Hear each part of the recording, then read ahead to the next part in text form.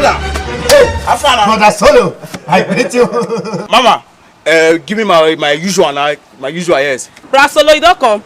Don't be say I not get your favorite, but you get one new drink where I want to introduce, give you now. You like and wait for me. You see the drink? And this one that they call small body, big engine. You like one of the best drink for the whole Africa. But you never enter market. I won't give you based on say you be my regular customer, and I know say you dey like better thing. Small body, big engine. As you dey see am so. Let me also deal with this one for a side store. How you say? It makes sense. I know say you like.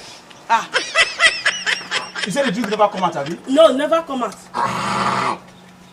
You like the drink, Abi? I don't pay for advance. When it come out, you must keep my own. Oh. I say you don't pay for me. I don't pay for my idiot friend.